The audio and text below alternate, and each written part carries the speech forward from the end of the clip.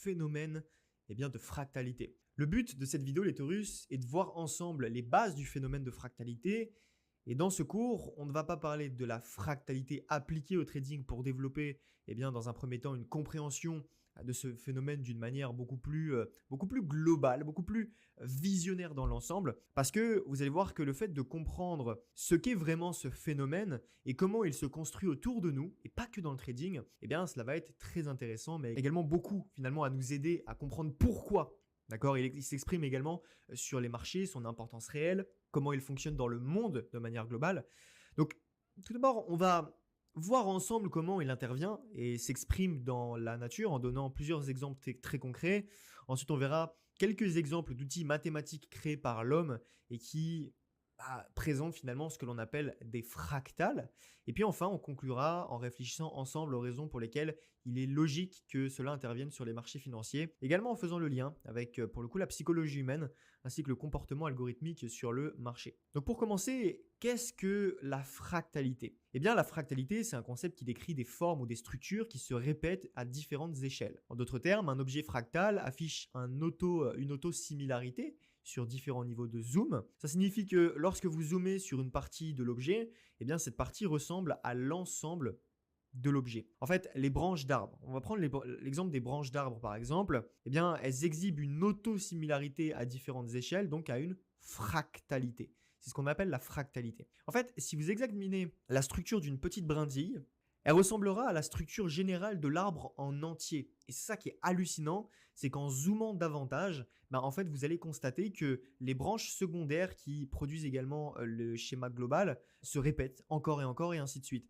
Et ça crée une structure fractale où la même forme se répète à différentes échelles. Certaines fractales sont caractérisées par une complexité absolument infinie, ce qui signifie en fait que même si elles peuvent être décrites par des règles de construction relativement simples, elles montrent une richesse de détails qui en fait ne peuvent pas être complètement explorés, que ce soit dans l'infiniment plus petit ou l'infiniment grand.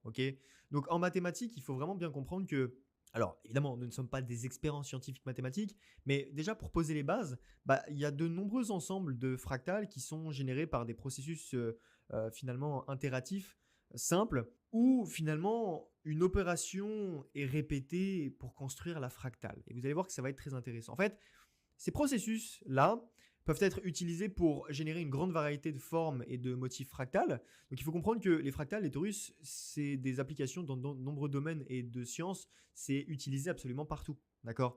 Bien sûr, on l'a dit, on les utilise énormément en mathématiques, mais également dans la physique, la biologie, l'informatique, etc., etc. En fait, c'est utilisé pour modéliser des phénomènes complexes et explorer la nature de la complexité du chaos dans l'univers. D'accord ? Maintenant, on ne les utilise pas évidemment que dans les domaines scientifiques, évidemment, ça je pense que vous pouvez vous en douter, mais également dans l'art où elles peuvent être mises en évidence, elles peuvent permettre finalement de générer des images, des formes artistiques par exemple, de la fractalité. Et bien entendu, on l'utilise ce phénomène de fractalité évidemment, nous on l'utilise en finance, mais ça on y reviendra par la suite. Alors pour le moment, prenons des exemples concrets de fractales dans la nature afin de mieux voir ce que cela signifie et à quel point cela est absolument magique et on se retrouve finalement on le retrouve absolument partout autour de nous. Pour commencer, ce que vous voyez à l'écran, c'est un chou, d'accord ? Un chou de Romanesco que l'on peut trouver dans n'importe quel supermarché, d'accord ? N'hésitez pas à mettre pause pour prendre le temps d'admirer les exemples que je vais pouvoir vous partager. Ça, c'est un chou que vous pouvez retrouver et en fait, vous allez voir que la construction de ce chou, les structures, en fait, ça forme des fractales. Vous avez un espèce d'arbre dessus qui forme un plus petit arbre. Si vous zoomez, ça forme un plus petit arbre, etc., etc. Vous avez ici un arbre. On a bien évidemment les branches des arbres, que comme je vous l'ai dit au début de ce cours, chaque branche principale ressemble à l'arbre dans son entièreté et chaque branche secondaire également. Et ça s'ajuste évidemment à une plus petite brindille et ainsi de suite et ainsi de suite. Toujours dans les plantes ici, évidemment, on a les feuilles de fougère qui sont également très parlantes, avec la fractalité. On peut voir que chaque branche et chaque feuille ressemble à la plante dans sa globalité. Ça, c'est absolument incroyable. Ici, par exemple, c'est vraiment pour vous montrer que ça ressemble absolument partout de la même manière dans la nature, encore une fois. Ça s'applique aussi dans le trading. Donc, un autre exemple ici de la fractalité dans les organismes vivants, dont les coraux ou les récifs coralliens. Donc ça, absolument magnifique. Ici, vous voyez que ça se répète constamment. Ici, bien sûr, la fractalité, on se retrouve énormément dans les organismes vivants et surtout finalement les plantes, d'accord? Mais c'est aussi le cas dans énormément d'objets et le phénomène non vivant dans l'univers et sur Terre. Par exemple, les chaînes de montagnes vues au-dessus. Regardez à quoi ça ressemble les chaînes de montagne vues de dessus. Ok, vous pouvez rapidement vous apercevoir que ce phénomène de fractalité, en zoomant sur n'importe quelle partie de la chaîne, en fait, vous allez retrouver une montagne, que vous allez retrouver une montagne, etc. etc. C'est comme les flocons de neige. On en parlera par la suite. Ici, par exemple, vous avez les nuages. Ok, on a les nuages. Même si cela peut sembler moins évident déjà à première vue, certaines formations de nuages, dans certaines conditions météorologiques, peuvent montrer des motifs fractales dont d'une plus grande profondeur. Ici, on a les flocons de neige. Ensuite, on a les flocons de neige qui sont pour le coup un très très bel exemple ici. À chaque fois que vous allez zoomer sur du flocon de neige, vous allez retrouver toujours la même structure, etc., etc. Ici, par exemple, on a les éclairs. Les éclairs qui peuvent d'ailleurs, pour beaucoup, faire penser au comportement fractal qu'on retrouve dans les arbres. Mais vous imaginez bien en fait qu'on ne peut pas toutes les montrer parce qu'il y en a une infinité, d'accord ? Notamment dans le corps humain. Dans le corps humain, il y en a énormément, comme dans les systèmes vasculaires, les neurones, et même dans toute la structure du cerveau en fait finalement. Le système nerveux par exemple ressemble énormément aux éclairs et aux arbres. D'accord ? Énormément.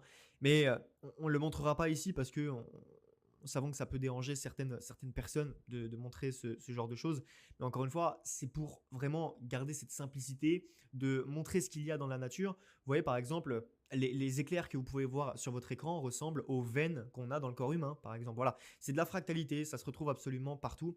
Et ça, il faut vraiment bien le comprendre. Il faut comprendre que les humains sont très forts pour modéliser ce qui se passe dans la nature avec des règles très précises pour le coup que l'on appelle les mathématiques. Et je sais que cela est considéré comme un mot vulgaire pour beaucoup de personnes parce qu'elles ont été complètement dégoûtées des mathématiques à l'école par exemple, etc.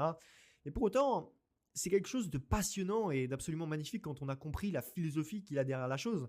Okay, je pense que vous êtes d'accord avec moi. Okay, alors, je vous rassure tout de suite les taurus, on ne va pas rentrer dans les détails, dans les problèmes mathématiques qu'on va devoir résoudre, etc. Absolument pas. Mais on va simplement admirer ensemble les fractales qui peuvent donner finalement certaines fonctions mathématiques très célèbres. Le premier, c'est sans doute l'une des fractales les plus célèbres, l'ensemble de Mandelbrot, qui a été découvert et popularisé par le mathématicien Benoît Mandelbrot dans les années 1970. En fait, cette beauté, sa beauté et sa complexité infinie en font un objet d'étude mathématique vraiment fascinant et qui a pour le coup énormément utilisé. Maintenant, l'ensemble, ce qu'on appelle l'ensemble de Julia, sont des fractales générées à partir finalement d'interactions d'une fonction complexe. Donc en fait, ces formes-là que vous voyez à l'écran, les formes complexes et colorées en font des objets d'étude ultra fascinants. En fait, c'est de toute splendeur, comme on peut appeler ça. Et si vous voulez, la fractale de l'ensemble de Julia, ce qu'on appelle l'ensemble de Julia, et l'ensemble de Mandelbrot sont souvent comparés parce qu'ils ont des points communs au niveau mathématique. Et en fait, ils sont reliés en quelque sorte. Ensuite, on a le triangle ici que vous pouvez retrouver. C'est un exemple classique de fractal. Je veux dire, les pyramides, etc., etc. par exemple, apparaissant comme une série de triangles emboîtés à différentes échelles. On a également ici la version 3D, donc la pyramide que vous voyez ici sur l'écran. Donc ça, c'est vraiment fascinant également. On a ceci que vous voyez à l'écran, ça se divise en plusieurs parties. Cet exemple fractal qui est obtenu, ce qui retire finalement des fractales en continu. À chaque fois on zoom, on a un gros carré, après on dézoome, on a des plus petits carrés qui se déforment, etc., etc., etc. Ici pour terminer, le flocon de Koch, qui est une courbe fractale obtenue en répétant un motif de construction simple sur un triangle équilatéral, ce qui nous donne évidemment une espèce de fractalité dès qu'on dézoome, etc., etc. sur le marché. Bon, je pense que dans l'ensemble, vous avez compris à quoi cela sert. Maintenant, essayons de faire le lien avec la fractalité et la finance. Eh bien, si vous voulez, la fractalité du marché, d'abord, il faut comprendre une chose très importante, les théories, c'est que, on l'a dit plus tôt, le phénomène de fractalité se retrouve absolument partout dans la nature et nous en sommes nous-mêmes des fractales en fait finalement, notamment nos neurones et notre cerveau, etc. sont de la fractalité, sont faits de fractalité. Ce qui est donc logique et cohérent de dire que notre psychologie découle et provient d'une structure fractale, jusqu'à présent. Okay, ce qui peut paraître logique puisque tout est fractal dans l'univers et sur Terre. Je vais citer ici l'étude d'une équipe de l'Université de Genève qui date de 2010, expliquée par Christophe Michel, l'un des auteurs de l'étude. Les atomes ou morceaux de pensée se succèdent avec une structure temporelle semblable à deux échelles de temps. La même structure est ainsi observée finalement tant à l'échelle de l'ordre du dixième de seconde qu'à celle de l'ordre de la dizaine de secondes. Cette propriété est la caractéristique principale des fractales dans la théorie du chaos. Et en fait, il semblerait que la durée des micro-états joue un rôle finalement prédominant dans cette organisation fractale de la pensée. Et donc pour continuer le discours, il dit que prenons l'analogie du livre dans lequel les lettres représentent les atomes de la pensée. Ceux-ci se combinent finalement pour former des mots qui eux-mêmes se combinent pour former des phrases. Les phrases se combinent en paragraphes et ainsi de suite jusqu'à obtenir un livre. Tout cela avec toujours les mêmes règles syntaxiques. Ce que nous avons mis en évidence, c'est une syntaxe de la pensée. Et donc les Taurus, puisque les marchés financiers sont le reflet de la psychologie humaine, est-ce qu'on ne pourrait pas facilement faire le lien avec ces éléments? Ça c'est très profond, je pense que vous êtes d'accord, c'est vraiment très profond. Mais il est tout de même cohérent de penser que la fractalité du marché découle, entre autres, de notre propre nature fractale. Maintenant, techniquement, au niveau algorithmique, est-ce qu'on ne pourrait pas trouver une explication plus simple? Parce que jusqu'à maintenant, c'est vrai que j'ai utilisé des mots un petit peu plus complexes. Eh bien, en ce qui concerne les unités de temps, on sait que chaque unité de temps est énormément utilisée par une masse très importante de traders et d'institutions retail. D'accord? Et rien que ça peut nous faire comprendre pourquoi on retrouve un comportement autosimilaire sur toutes les time frames. Ça, je pense que c'est logique. Parce que la participation humaine au marché financier ne se retrouve pas sur une unité de temps en particulier, mais bien sûr absolument sur toutes les unités de temps. Okay, et si l'on réfléchit bien par rapport au comportement de l'algorithme IPDA, eh bien si chaque unité de temps est tout autant utilisée que les autres par le monde retail, l'IPDA va donc se comporter d'une manière similaire sur toutes les time frames à cause de la présence finalement de liquidité partout sur le marché sur les échelles de temps supérieures. Okay, et donc, on va retrouver une autosimilarité sur toutes les unités de temps, que ce soit sur du monthly, du 1 minute, même du 1 seconde. Vous voyez qu'on passe du monthly au 1 seconde, c'est quand même énorme. Et ça, c'est totalement logique puisque les instructions IPDA sont basées sur la psychologie humaine pour tirer profit de la liquidité et des contreparties présentes sur le marché.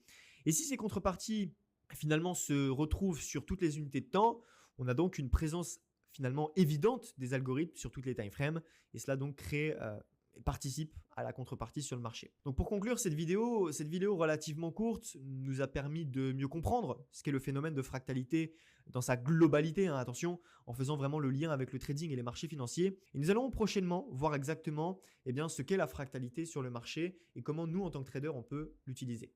C'était Gold Taurus, à très vite.